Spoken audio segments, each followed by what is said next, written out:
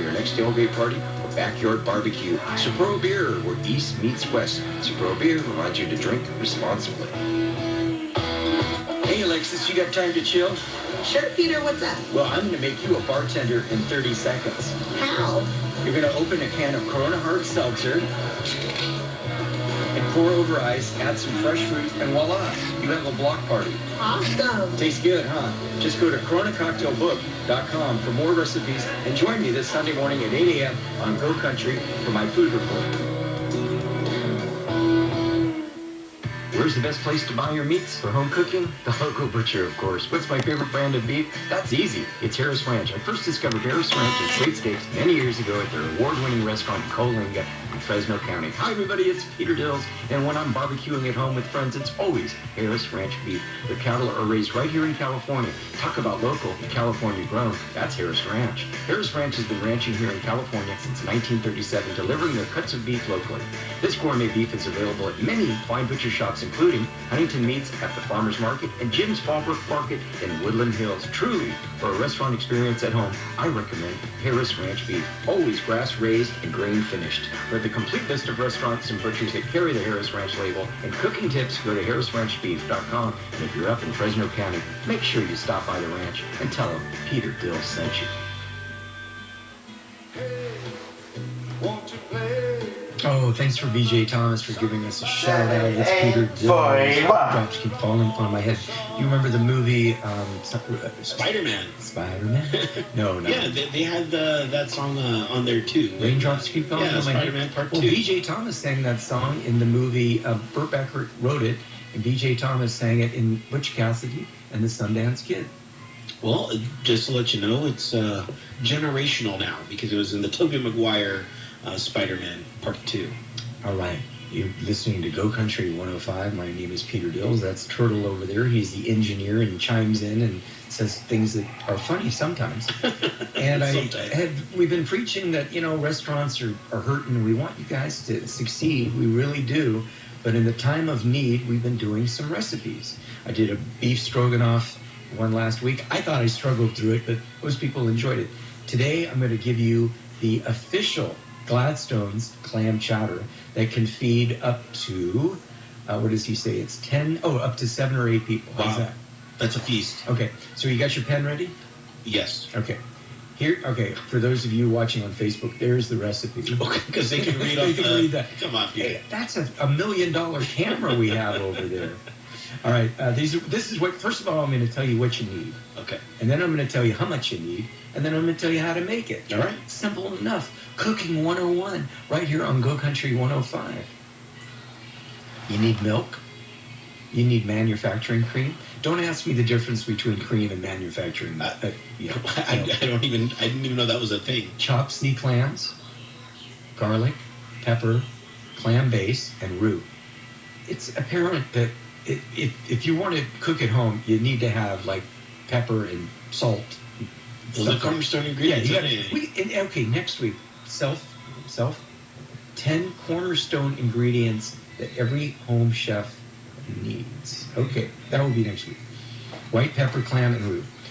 What is roux? It's made by combining 13 ounces of butter, 11 ounces of flour, and cooking in a pot over medium heat constantly. I wonder if you can buy it pre-made, because that sounds like a hassle. Anyway,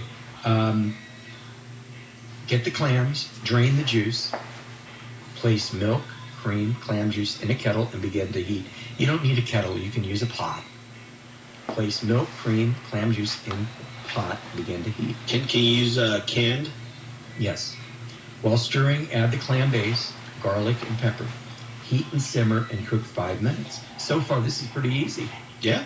Add the roux, which is the butter and flour, to the chowder base, stirring until smooth with no lumps.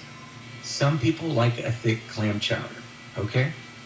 Return to boil and let it simmer for 5 minutes. Very simple. Add clams and stir in.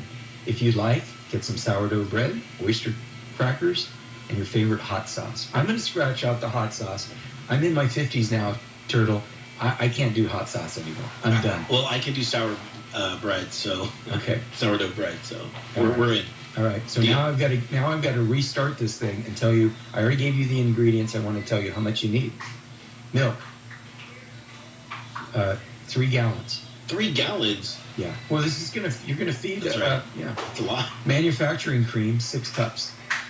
Sea clams, more than a hefty half a can. Granulated sugar, white pepper, and the clam base and the roux. Now, okay, what was the roux? What were you listening? Yes, it was butter. Very good. And flour. You got to make the roux by yourself by just combining the butter and the flour. Okay, that is the Gladstone's clam chowder. So you need the milk, you need the cream, you need the clams, garlic, pepper, clam base, and roux. It sounds simple to me. All right, I'm challenging myself to have next week. We don't even know where we're going to be next week. But I'm challenging myself to actually make this recipe and have it ready for you for next Sunday morning show. Maybe shoot an Instagram video about it. There you go. Boom. There you go. You know I have an Instagram account. Yeah. So we try to keep those Instagram videos for less than a minute, and it's like boom, boom, boom, quick. So for this clam chowder recipe, it would be milk, cream, clams, sugar, pepper, garlic, clam base, and roux, and then the drained clams, place milk, add roux. This is simple stuff.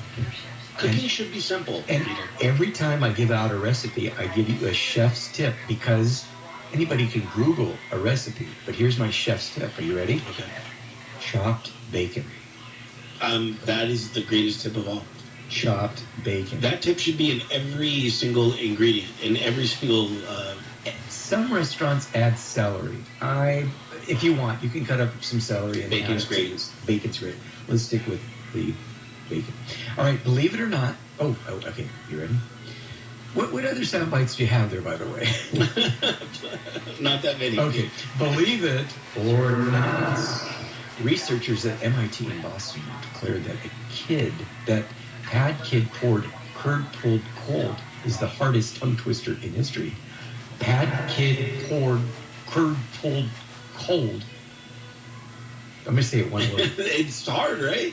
Pad kid poured curd pulled cold is the hardest tongue twister in history. Believe it or not. I believe it. You couldn't even do it.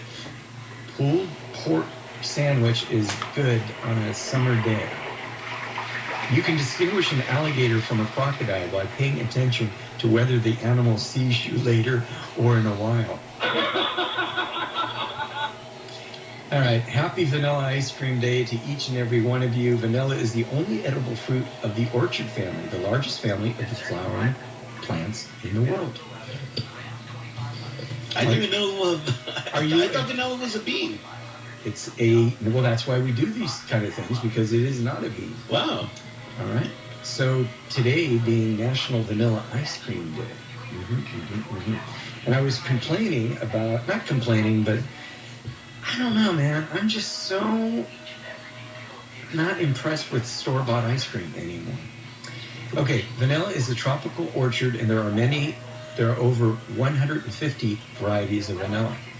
But there are only 2 types. One is your favorite drink. It's bourbon. Bourbon is vanilla? Yeah. What? And the other one is my favorite, Tahitian, because that's where Mai Tais come from. Tahitian?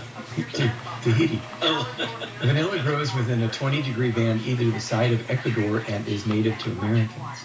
Were you listening to the show a few months ago when I had the guy from Jones Coffee, and he was talking about real coffee can only be a certain length from the equator? And so I asked him, well, if you're growing coffee, but Kona coffee in Hawaii is very popular, but he was saying, well, you're really not supposed to call it coffee because it has to be grown relatively close to the equator. So in California, I guess we can't make coffee. We make Java. The Olmeca people of the Gulf Coast of Mexico were perhaps the first people to use vanilla as flavorings in beverages. The Totonaca people of the Gulf Coast of Mexico were probably the first people to domesticate vanilla. I didn't know you needed to domesticate vanilla. It was very wild. It's very wild vanilla. That will be in case you missed last week's show. All right, this Dick Clark used to do these. Remember Dick Clark from American Bandstand? Yeah. He had his own show, and he used to do this date in history. So here is this date in history. Arthur Tesher, actor, announcer, was born. He later founded Arthur Tesher's Fish and Chips, which became a monumental $100 million franchise. This date in history, the ice cream cone was invented. Oh, man. So that's probably why today's National Vanilla Ice Cream Day. Charles Minch's invented the ice cream cone for his customers' convenience at the St. Louis World's Fair. By this one account, there are other candidates. I've said that a million times on the show, that when I talk about the food history, it's like, oh, but no, this other guy takes credit for it. In this date in 1915, Vincent Sardi was born, owner of Sardi's Restaurant, very famous restaurant in New York City. So that is this day in history. So next week's show, we got to figure out a location. We know the topic. We're going to talk about Santa Monica restaurants that are open for brunch. We know that buffet. I'm kind of wrapping these up. We know that buffets are not happening right now. We have no crystal ball, Turtle, to figure out when things are going to change. But we do know for now, in the month of July. Oh, and by the way, you know what's so special about July?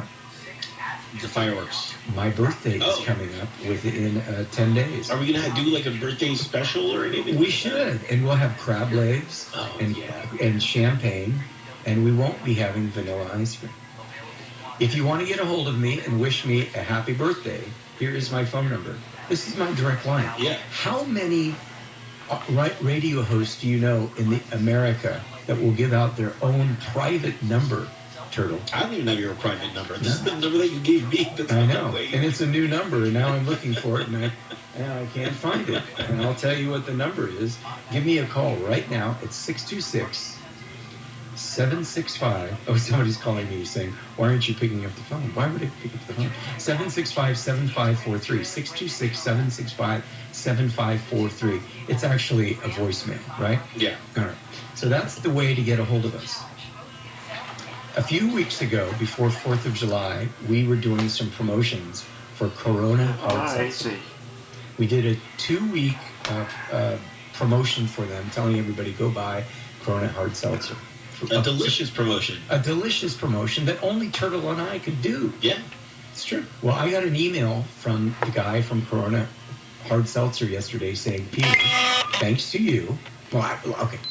Thank you, Peter, because our sales at Vaughn's and Pavilions and Albertsons were up 5%, moving us to number 3 in the hard seltzer market. My point being, give me a call at 626-765-7543. Turtle and I can put together a promotion for you that works. If Corona Hard Seltzer trusts me to advertise for them, why can't your small business do that too? Exactly. And just between you and me, I won't even charge you as much as I charge them.